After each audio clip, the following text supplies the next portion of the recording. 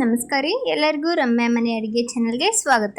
ಈ ವಿಡಿಯೋದಲ್ಲಿ ಮೆಕ್ಕೆತೆನೆ ಮೆಕ್ಕೆಜೋಳ ಏನಂತೀವಿ ಅದರಿಂದ ಒಂದು ಕ್ರಿಸ್ಪಿ ಆದಂತ ಬಜ್ಜಿಯನ್ನು ಹೇಗೆ ಮಾಡೋದಂತ ಹೇಳಿ ನೋಡೋಣ। ತುಂಬ ಸಿಂಪಲ್ ಆಗಿ ಈ ಸ್ನ್ಯಾಕ್ಸ್ ನ ಮಾಡ್ಕೊಳ್ಬಹುದು।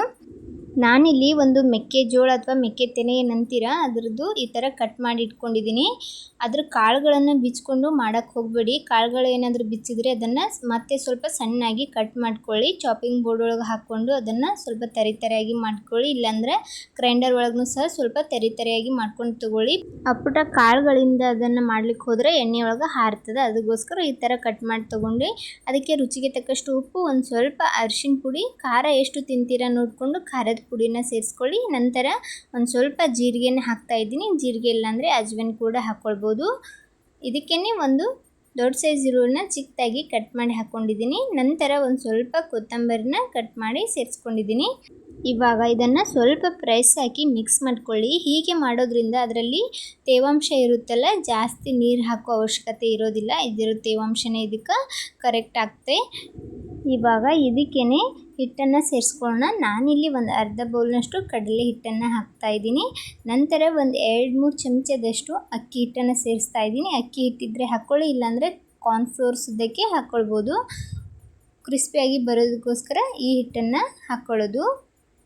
ಒಂದು 2-3 ಚಮಚ ಕಾರ್ನ್ಫ್ಲೋರ್ ಇದ್ದರೆ ಅದನ್ನು ಹಾಕ್ಕೊಳ್ಳಿ, ಇಲ್ಲ ಅಂದರೆ ಅಕ್ಕಿ ಹಿಟ್ಟಿದ್ರೆ ಅಕ್ಕಿ ಹಿಟ್ಟನ್ನು ಸೇರಿಸ್ಕೊಳ್ಳಿ। ಇದನ್ನು ಮೊದಲಿಗೆ ಚೆನ್ನಾಗಿ ಮಿಕ್ಸ್ ಮಾಡ್ಕೊಳ್ಳೋಣ। ನಿಮಗೇನಾದರೂ ತುಂಬ ಗಟ್ಟಿ ಅನಿಸಿದ್ರೆ ಈ ಥರ ಒಂದು ಸ್ವಲ್ಪ ನೀರನ್ನು ತಗೊಂಡು ಇದನ್ನು ಕಲಿಸ್ಕೊಳ್ಬೋದು। ಒಮ್ಮೆಲೆ ಜಾಸ್ತಿ ನೀರನ್ನು ಹಾಕ್ಲಕ್ಕೆ ಹೋಗಬೇಡಿ, ಅದರಲ್ಲಿನೂ ಸಹ ತೇವಾಂಶ ಇರ್ತದೆ, ಅದಕ್ಕೋಸ್ಕರ ಒಂದು ಸ್ವಲ್ಪನೇ ನೀರನ್ನು ಇದಕ್ಕೆ ನಾನು ಸೇರಿಸ್ಕೊಂಡಿದ್ದೀನಿ। ಇವಾಗ ಹಿಟ್ಟು ರೆಡಿಯಾಗಿದೆ। ಈ ಥರ ನಿಧಾನವಾಗಿ ಎಣ್ಣೆ ಒಳಗೆ ನಿಮಗೆ ಬೇಕಾದ ಸೈಜಲ್ಲಿ ಬಜ್ಜಿಗಳನ್ನು ಬಿಡ್ಬೋದು। ಇದನ್ನು ರೌಂಡ್ ಶೇಪಲ್ಲಿ ಸಹ ಮಾಡ್ಕೊಳ್ಬೋದು।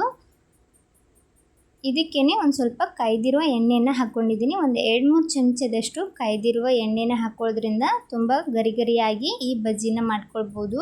ಇದನ್ನು ಮಿಕ್ಸ್ ಮಾಡಿಕೊಂಡು ಈ ಕಡೆ ಎಣ್ಣೆನೂ ಸಹ ಚೆನ್ನಾಗಿ ಕಾಯ್ದಿತ್ತು, ಕಾಯ್ದಿರುವಂಥ ಎಣ್ಣೆಗೆ ನಿಧಾನವಾಗಿ ಎಲ್ಲ ಬಜ್ಜಿಗಳನ್ನು ಬಿಟ್ಕೊಳ್ಳೋಣ। ನಿಮ್ಗೆ ಯಾವ ಶೇಪಲ್ಲಿ ಬೇಕು ಆ ಶೇಪಲ್ಲಿ ಬಿಡ್ಬೋದು। ನಾನು ಪಕೋಡ ಥರ ಇದನ್ನು ಬಿಟ್ಕೊಂಡಿದ್ದೀನಿ। ಇದನ್ನು ರೌಂಡ್ ಮಾಡಿ ಸಹ ನೀವು ಹಾಕ್ಕೊಳ್ಬೋದು। ಇದನ್ನು ಸ್ವಲ್ಪ ತೇಲುವರೆಗೂ ಫ್ರೈ ಮಾಡಿಕೊಂಡು ನಂತರ ಚಮಚದಿಂದ ಇದನ್ನು ಹೊಳ್ಳಾಡಿಸ್ತಾ ಎಲ್ಲ ಕಡೆ ಚೆನ್ನಾಗಿ ಫ್ರೈ ಆಗೋವರೆಗೂ ಇದನ್ನು ಫ್ರೈ ಮಾಡ್ಕೊಳ್ಬೇಕಾಗ್ತದೆ। ಕಲರ್ ಬರಬೇಕು ಅಲ್ಲಿವರೆಗೂ ಫ್ರೈ ಮಾಡ್ಕೊಳ್ಳಿ। ನೋಡ್ಬೋದು ಕಲರ್ ಕೂಡ ಬಂದಿದೆ, ಮೇಲ್ಗಡೆ ಕ್ರಿಸ್ಪಿಯಾಗಿ ಒಳಗಡೆ ಸಾಫ್ಟಾಗಿರುತ್ತೆ। ಇವಾಗ ಇದೆಲ್ಲವನ್ನು ಎಣ್ಣೆಯಿಂದ ಜಾಸ್ತಿ ತಗೊಳ್ಳೋಣ। ತುಂಬ ಚೆನ್ನಾಗಿರ್ತದೆ, ಒಂದು ಸಲ ನೀವು ಮನೆಯಾಗ ಟ್ರೈ ಮಾಡಿ, ಪ್ರತಿ ಸಲ ಇದನ್ನೇ ಮಾಡ್ಕೋತೀರಾ, ಅಷ್ಟು ರುಚಿಯಾಗಿರ್ತದೆ। ಸಂಜೆ ಟೈಮಲ್ಲಿ ಏನಾದರೂ ಕ್ರಿಸ್ಪಿಯಾಗಿ ಹಾಗೆ ಖಾರವಾಗಿ ತಿನ್ಬೇಕನ್ನಿಸಿದ್ರೆ ಒಮ್ಮೆ ಈ ಥರ ಮೆಕ್ಕೆಜೋಳದ ಬಜ್ಜಿನ ಮಾಡ್ಕೊಂಡು ನೋಡಿ।